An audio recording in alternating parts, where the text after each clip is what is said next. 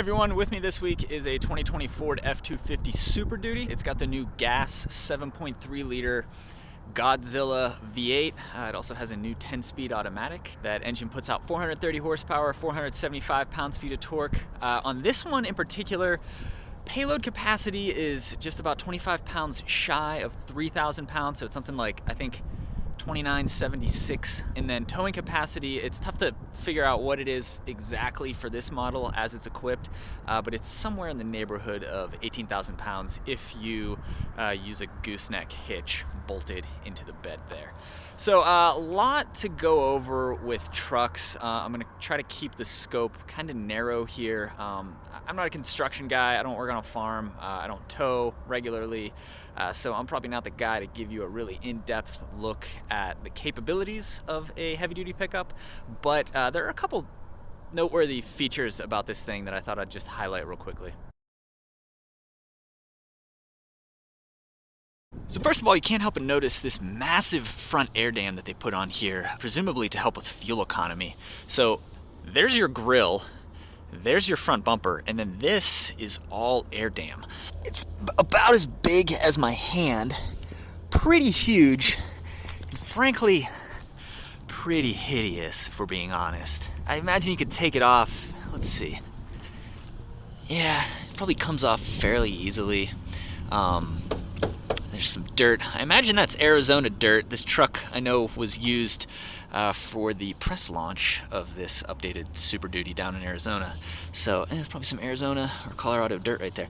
Anyway, moving on. More air dams integrated into the side running boards here. They even put Super Duty embossed in them there, but more plastic. Presumably this helps with fuel economy. I read somewhere that Ford claims they're worth around 1 mpg, so you know, if you're doing a lot of driving, I guess, just kind of interesting to have a truck with relatively decent ground clearance all around. I mean, it is a truck, it has four-wheel drive, and it just strap this plastic all around it, but for fuel economy, so you know, I'm assuming most buyers probably appreciate that.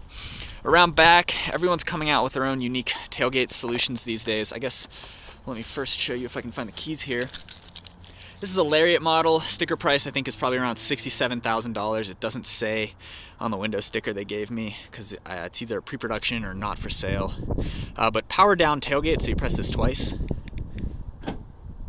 Tailgate comes down, and then everyone has their fancy steps these days. Ford was really first to market with a step like this. They don't brand it anything, so it's not like GMC's multi-pro tailgate or whatever Ram calls their clever split fold out tailgate thing, but this is just a basic step. So you pull that out, and then you got a handle right here, extend that, snaps into place again, so you've got button 1, button 2 for putting it down, but this is spring loaded, so you just step up here and you're in.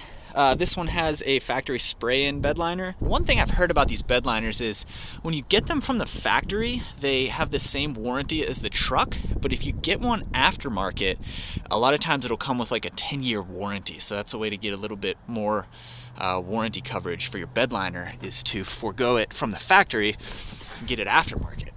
Putting the step up, and this is going to be tricky with one hand, but press this button here and press it down.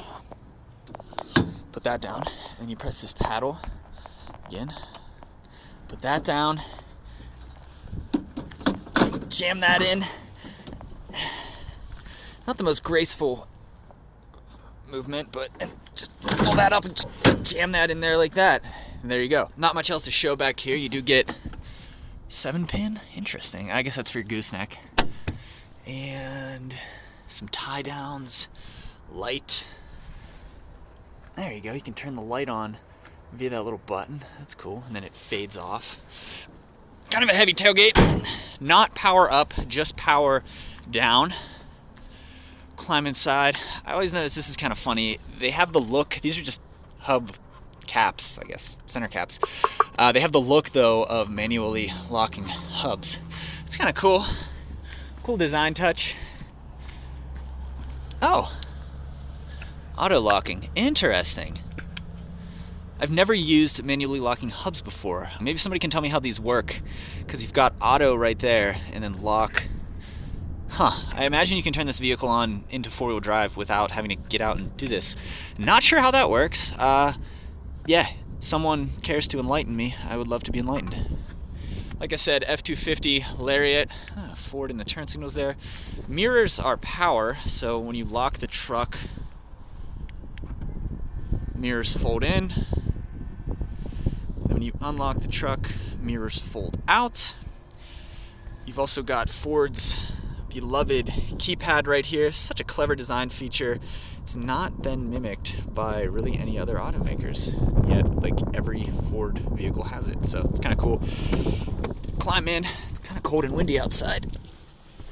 So Lariat trim level. Here's your window sticker. You don't get fuel economy on it. You don't get an MSRP. It's a pre-production window sticker, but this tells us everything that this particular truck has. So it's a 2020 F250 single rear wheel. That's what SRW says. If it were a dually, it would say DRW for dual rear wheel. Four-wheel drive crew cab. Exterior color is Velocity Blue. Obviously, we've got black leather in here. And it has that 7.3 liter gas V8, like I said, with the 10-speed automatic. Decent feature content. Rather than read it off of this list, let's just take a look around. So on the door panels here, we've got this, it's not real wood, simulated wood grain. Yeah, doesn't look too bad. Kind of nice door panel, actually. Not hard plastic there, but that's hard plastic. Padded, wrapped in a vinyl, I imagine that is. I like Ford's door handles. You just reach down there and then pop it. So you're not yanking on anything. It's just right there. Window controls are kind of up on this tier here. You got lights for your mirrors. Up top here, there is stitching in the dashboard, so this is kind of a soft touch. It's kind of a soft touch like vinyl, and then this is hard plastic. You do have a B&O sound system in this one. More soft touch. I bet it's vinyl. It might be leather. I'm not sure. Over here, leather seats, perforated, and they are heated and ventilated. I like Ford's HVAC layout. It's pretty intuitive. Here's your fan controls, dual zone, climate control. Each passenger, each side of the vehicle gets its own temperature controls there. We'll go ahead and start it up. So power steering column and power seat, and apparently it's memory controlled, so when I started it up there, it went back into its most recent configuration. And then when you turn the car off, everything retracts and moves backwards to make it easier to get out. You get this nice big screen and a gauge cluster here. You can control the screen via these buttons right here, and there's a number of different metrics that show up there. Tons of stuff. Towing. You've got even an off-road screen. Unfortunately, this isn't a Tremor model. I'd love to test out the new for 2020 Tremor package. It's kind of like the Ram Power Wagon, but this is just a basic four-wheel drive Lariat. Settings. You got a lot of good active safety features in this thing, which is nice to see. Blind spot monitoring, rear cross traffic detection, driver alert, rear parking aid, pre-collision automatic emergency braking, lane keeping system, and more. Moving over, you can look at truck information, trip, fuel economy, and then some favorites right there. Infotainment screen's kind of small by modern standards, but Ford's infotainment is pretty good. We'll go home here. You got Android Auto, Apple CarPlay, decent, pleasing design, fairly intuitive layout. Take a look at a couple menus here. So there's all your Sirius screens, some different apps. There's your navigation. Yeah, maps don't look too bad. Moving along, oh, this one has wireless charging and USB-C. That's really cool. I think that's new for 2020. Cup holders. So Super Duty comes with the shifter up here. On some F-150s, you can get the shifter down here, but Super Duty has the old school column shifter. Feels pretty good to use. A lot better than the shifter on the GM trucks. Massive center cargo box. Like, massive. This center tray comes out. Boy, yeah, that's really big. And no sunroof on this one. So on the Lariat, you get some nice features. Wireless charging, B&O sound system, heated and ventilated seats, but you don't get that big panoramic sunroof, at least not on this one. The headliner's kind of a gray-brown color. It's almost like pewter. It's not bad. And I think that about covers the front seating area. Let's hop in the back so I can show you how much room is back there.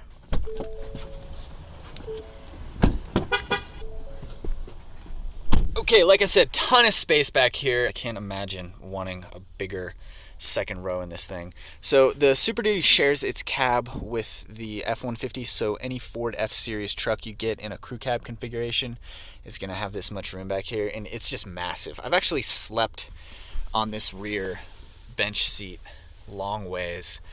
I mean, not super comfortable because I can't quite sprawl out. I'm about 5'11", and there, now my feet are touching, and I still don't really have much room for my neck and shoulders, but I have slept back here. Long story, but anyway, blanket, couple pillows, and yeah, it can be comfortable for a night, we'll say. Beyond that, huge floor. There's not any hump back here, so this is entirely flat. A couple ports back here. What do you got? USB-A and a USB-C, 110 volt 3-prong AC power outlet and a 12 volt outlet, so pretty much all the types of ports you could want in a vehicle you've got in the second row of this thing, and then you've got some second row air vents as well. Map pockets on both of the front seats. That wood trim carries on to back here. It's not real wood trim, but you know what I mean. Grab handles, hook, overhead light. Yeah, not much else. There you go. There's your look at the back seat of the F-Series crew cab. So I tried to keep that kind of short because there's a lot we could talk about with trucks, but I just wanted to highlight some of the highlights of the F-Series, at least in my mind. So while the Silverado HD, Sierra HD, and Ram Heavy Duty all happen to be new for 2020, the F-Series Super Duty just gets a mild update. Ford kind of follows a different cadence than GM and Ram with their trucks. The lighter duty Silverado, Sierra, and Ram were all new for 2019. The heavy duty models came out then for 2020. The F-Series just gets an update. New F-150s on the way for 2021, and then I imagine an all-new Super Duty will follow shortly after that, because that's just how it works. But yeah, these trucks have been leading vehicles in the US in terms of sales for decades now. Not really much more to say. That pretty much speaks for itself. Everyone has their allegiances when it comes to trucks. I don't think I'm the one to sway anyone from Ford to GM or GM to Ram or Ram to Ford. But either way, there's a brief tour of the updated 2020 F-Series Super Duty. Thank you for watching.